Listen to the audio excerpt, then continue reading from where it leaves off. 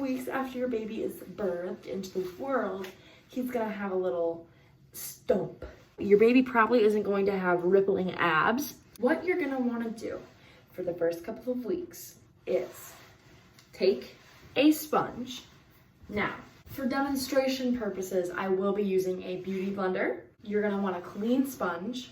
I just don't have a sponge, I'm more of a loofah type gal. You're gonna get warm water and you're going to sponge bathe your baby. So, pretend this is your little baby bath or your sink, you know. This isn't Prudence, but you know, he'll have to do. Just, you know, clean up the baby. Be careful around its little nub.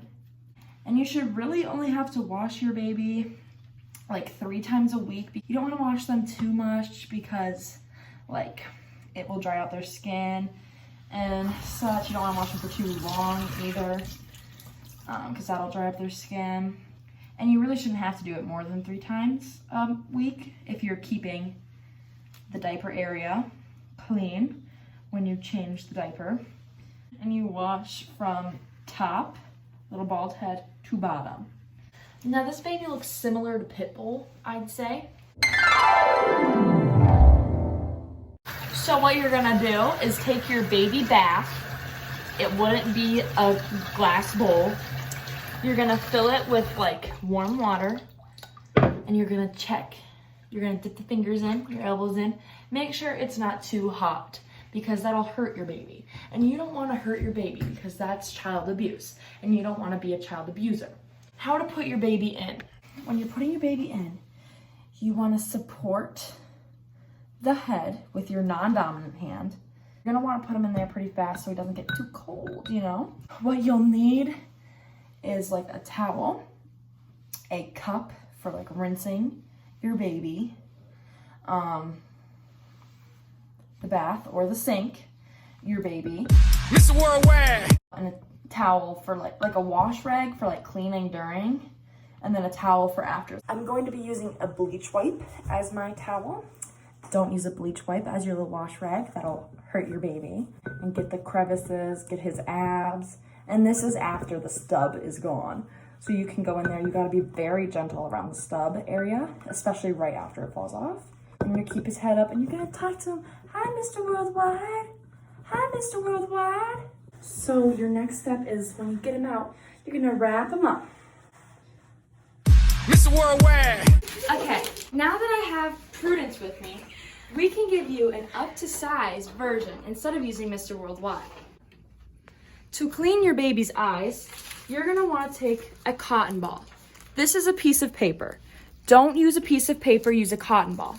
And you're gonna go in from the inner corner and gently swipe out. And swipe. That's how you clean the baby's eyes. Now, for the genitalia. This is gonna differ from if your baby's a boy or if your baby is a girl. For the penis, you're gonna just use a washcloth, your wet washcloth, and go around it gently, and then you're gonna pat dry. For the baby girl, you can use your cotton ball, or you can use a gentle soap. Now, let's talk about Cradle Cap. Cradle Cap looks like dandruff.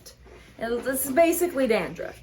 It's dry, and it's like flakies, and especially if your baby has dark hair, you're gonna be able to notice it really aggressively. As I showed you on Mr. Worldwide, you're gonna take a little brush, you know? It's gonna have little bristles. It's not gonna be like a hairbrush, but it's gonna be like a brush. And you're gonna gently rub in circles on your baby's head with Cetaphil. Baby shampoo is great for a baby who doesn't have Cradle Cap. If your baby has Cradle Cap, you gotta use something nice and moisturizing and get rid of that dandruff because that's gross. Actually, if you have no shame in dandruff though, because it's natural. Don't dress your baby like this. This isn't safe. So some basic facts that you should know.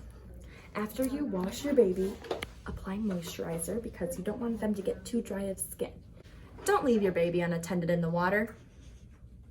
Have everything you need. Have your washcloth and your cotton pads and your towel and your little basin for cleaning. And when you're testing your water, put that elbow in, give it a little test. Make sure it's not too hot. And that's how you bathe your baby.